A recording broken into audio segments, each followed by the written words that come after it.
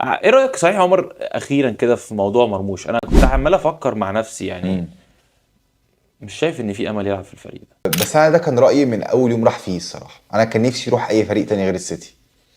الروتيشن بتاع السيتي صعب، الدنيا مع جوارديولا دايما مش احسن حاجه. ايوه بس انت نفسك يا عمر، بس مش واقعيه خالص. انا لو بحط نفسي مكان مرموش، يعني انت جاي لك عرض في يناير من سيتي والفرقه واقعه، وهيقول ان انت اللي هتخش تنقذهم، وفعلا كان بادي بدايه كانت مبشره كل الحاجات دي. انا مش قادر الومه تماما ان هو وافق على العرض بتاع سيتي. اللي يقول لك والله استنى الصيف يروح ارسنال، والله استنى مش عارف ايه يروح ليفربول. يا جماعه ما انت رايح تضمنش. لسيتي، واحد فرقه كسبانه تريبل الموسم اللي فات، وما تضمنش بالظبط، ما تضمنش هيحصل ايه.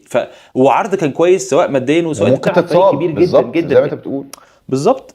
فانا شايف ان القرار منطقي 100%، بس هتعمل ايه في اللي جاي بقى؟ ده السؤال. عشان انت رايح بالفريق ده ما ينفع، صعب تلعب اساسي طالما هالاند فت. مش اه هتركب ان انتوا الاثنين تلعبوا مع بعض، وفي لعيبه تانية هتاخد زي شركه، هتاخد زي فودن، هتاخد زي دوكا، هتاخد زي الناحيه الثانيه سافينيو. فطب الحل ايه؟ ممكن يمشي في يناير. غالبا هو هيكمل الموسم كده، مش هيكون بيلعب كتير. ولكن اتمنى ان هو يكون عنده من الذكاء ان هو يا اما يطلب ان هو يتباع، يا اما يطلع اعاره في اي حته، بس ما يقعدش اكتر من كده. بس احنا بنتكلم مرموش كام دلوقتي؟ تقريبا 26. بالظبط. فانت حتى متاخر عن فكره صلاح لما طالب ان هو يمشي من تشيلسي. ده كان طبعا تقريبا لا، 22 ساعتها كان 23 21 سنه سنه. صح؟ 21 سنه.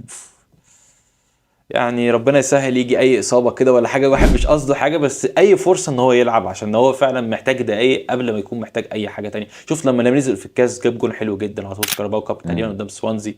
ف كواليتي اكيد يعني، انت كواليتي ممكن تلعب طبعا. في السيتي. نشوف هيحصل ايه.